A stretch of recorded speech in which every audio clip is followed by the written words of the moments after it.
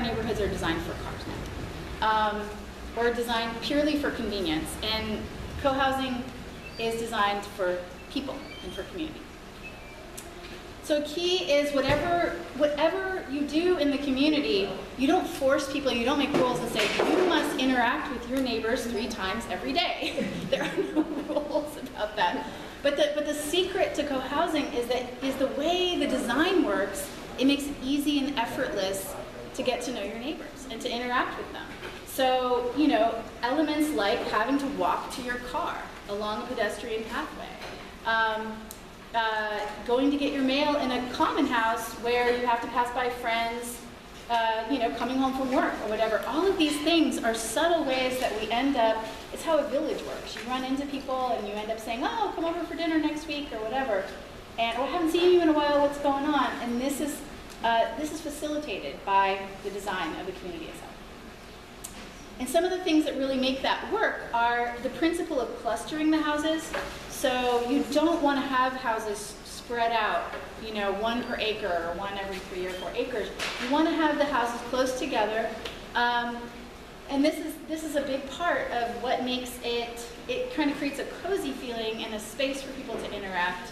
And the center of the community is not a place for the cars to be parked. The center of the community is a place for people to gather and sit around and chat and have meals together and watch the kids play. As I mentioned before, everything to do with the design and the way it functions is trying to strike that delicate balance between human need for privacy and autonomy and community and connection. And we really, all humans, no matter how introverted you are or how extroverted you are, need some degree of both of those things, right?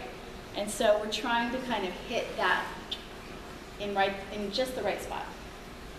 So these are some images that sort of give you an idea of how inviting outdoor spaces can facilitate community. And this is a core design principle of co-housing.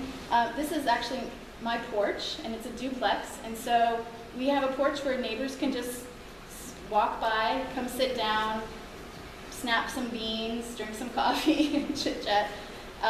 Community gardens that are centrally located is another way to bring people together, for kids to learn about food production and to play and to participate. Outdoor spaces where people can gather and have picnics or eat. And then this is like a little covered gazebo in our community where we have Friday afternoon happy hours. And this is right in front of our common house in the warm weather. You can go and you know, bring a beer and some snacks and hang out. So these things, the fact that they're there and everyone has access to them is a very important part of what makes co-housing work. Another very important part of what makes co-housing work is the common house. So in addition to owning your own home, or in some cases renting your own home in the community that is complete, you've got, you know, your kitchen and your bathrooms and your living room and your bedrooms, etc. You have an ample, comfortable common house that everybody has a share in. And so usually almost all co-housing common houses are large enough to have a eating area, a dining area, where most of the community can be accommodated. In our community, we have 2 formal community meals a week in the summer, and in the winter we do a community breakfast on Saturdays. That's voluntary. You don't have to sign up for it, but if you sign up, then you put a little bit of money in the kitty to pay for the food, and then you break bread with your neighbors. And it happens on a regular basis, so you don't have to make a huge effort to plan a party and send out the invitations.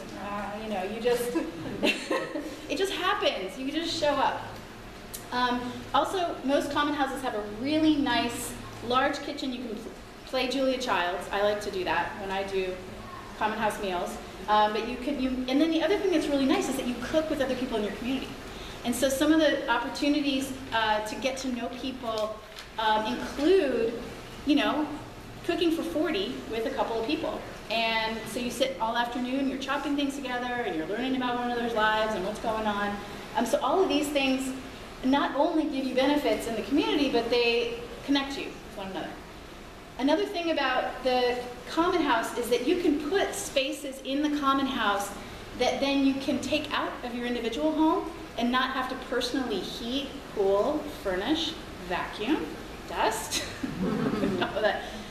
So we have 2 guest rooms in the basement of our common house, and so that way you can maybe not have to put guest rooms in your house, or maybe not have to put a rec room in your house, or a children's play area, because you can have that shared in the common house. And not only does it come with toys, but it comes with other kids and other parents. So that's the idea, is you can kind of concentrate things that are low use or more enjoyable if there are other people associated in a common house. So those are kind of the core design characteristics of co-housing and some examples. Another huge aspect, it's not just the design. You know, it's like design is helpful, but it only gets you part of the way there, the physical design. The other part of what gets you there is the human beings, which are much more fuzzy and difficult and messy and all of that, but they're also pretty good. So, so a big part of what makes co-housing work is how these groups organize themselves. And a core aspect of that is embracing governing ourselves. I mean, this is as American as it gets, right? I mean, we're all about self-governance in America. Well, I mean, this is doing it on the most fundamental level, where at the level of your community, you are participating in making your community work and run and function. And everybody takes a piece. And ideally, everybody's doing things that they enjoy and that they feel like they're good at and they want to do. So it's not forced labor, it's not a gulag. It's like, but everybody is encouraged to participate in ways, use the gifts that they have in helping their community thrive. Another key aspect, and so that's consensus decision making, it's forms of community management and organization that spread the workload. Again, typically co-housing communities do not have a central leader or a central leadership cadre. Everybody is, we talk about co-housing being leaderful, but without leaders. So everybody has leadership in something at some time, but nobody is the leader. Another big thing that is a value that is embraced strongly in a lot of co-housing communities is clear communication. Communicating well and respectfully with one another, because we're living in close quarters and we're actually managing property in common. And there's a lot of opportunities for us to get into it with one another if we aren't committed to some principles of how we're going to treat one another. And so we make that explicit in co-housing. We talk about how do we want to interact with one another, how do we want to treat one another, how do we want to be with one another. Not that we're always going to be perfect, because it ain't utopia.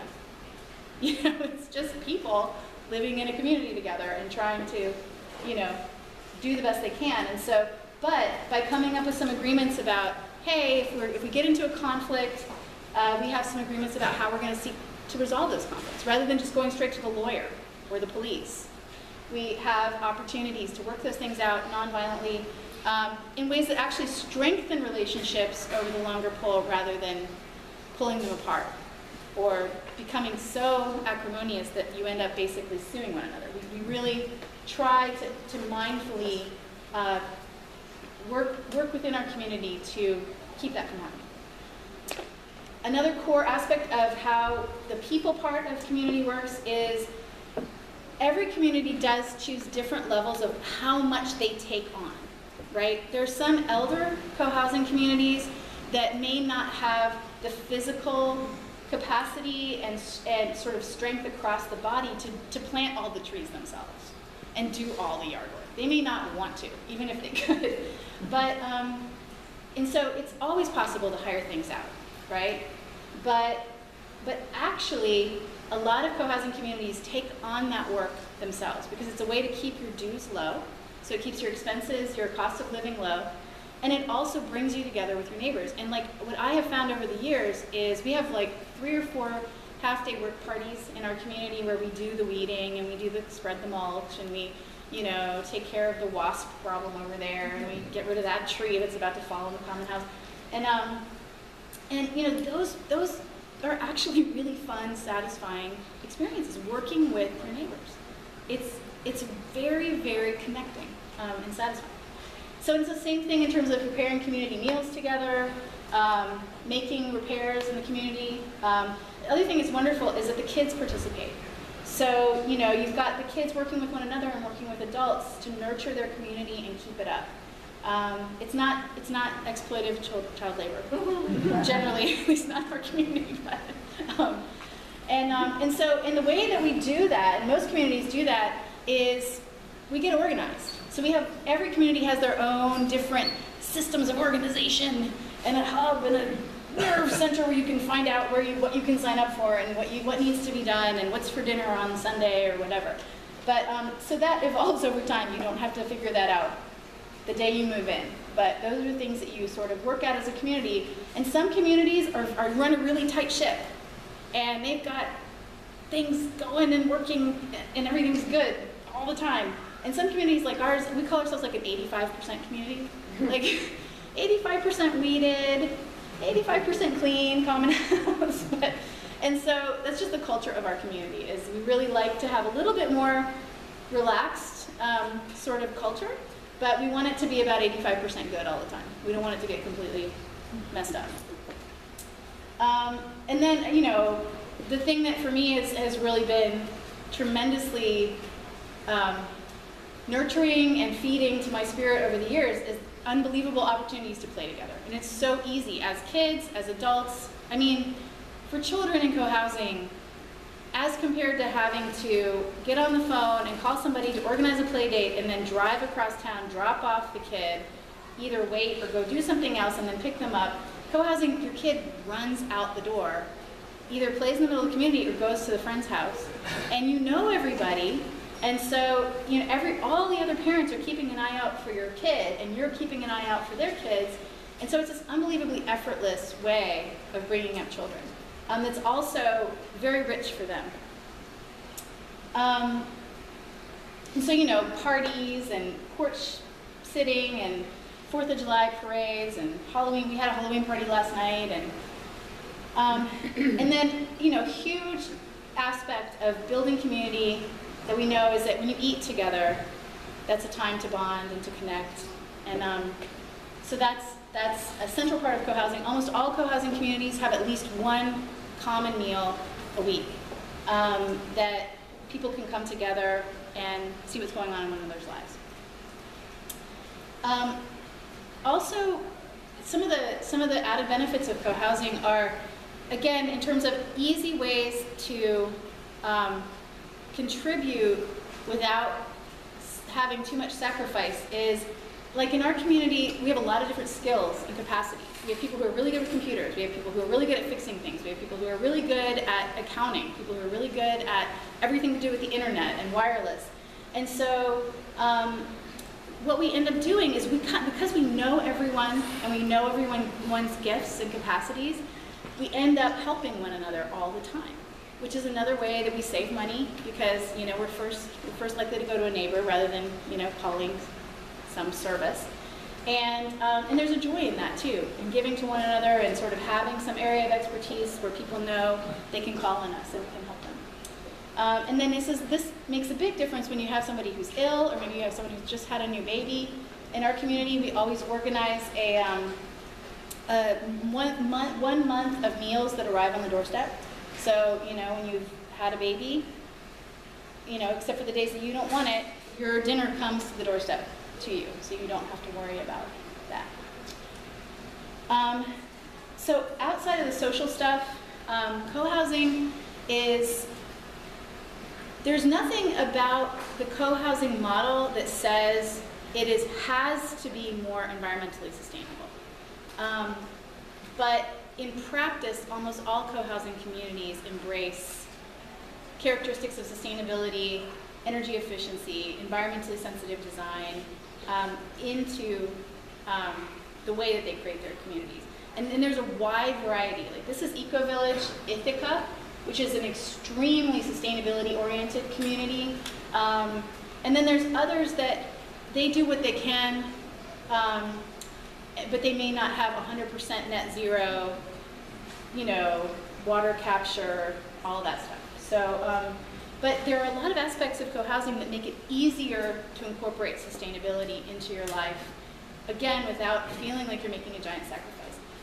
One of them is that you can build not so big houses.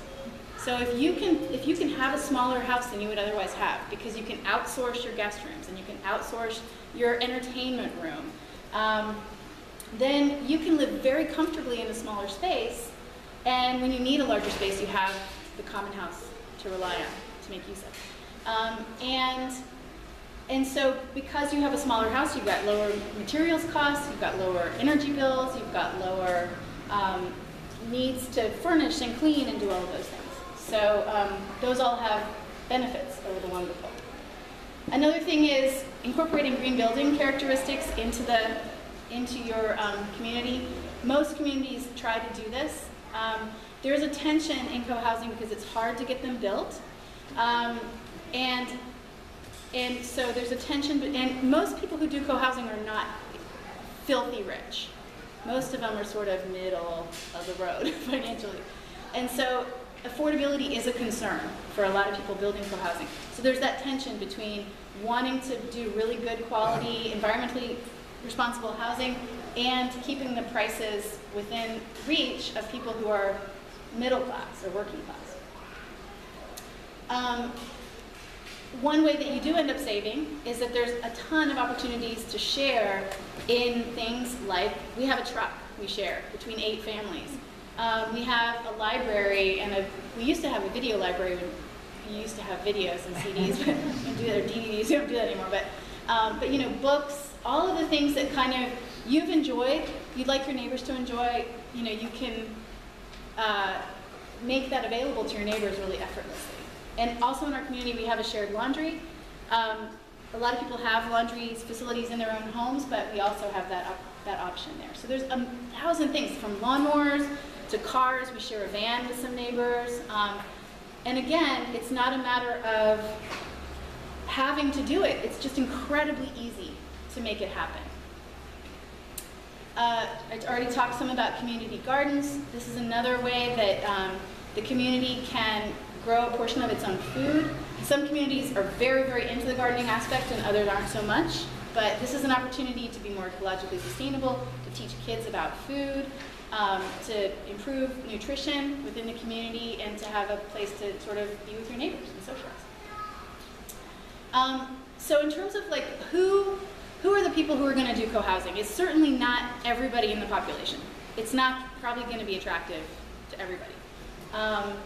But in particular, there are certain groups that I think definitely derive a lot of benefits from co-housing, and have every reason to consider this.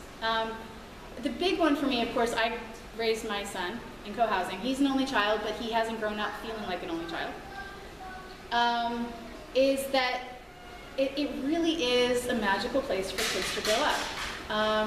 Their friends are right outside the door. Their friends are somewhere between friends and cousins or siblings. They've known them most of their lives. And when new kids come, they're folded right in.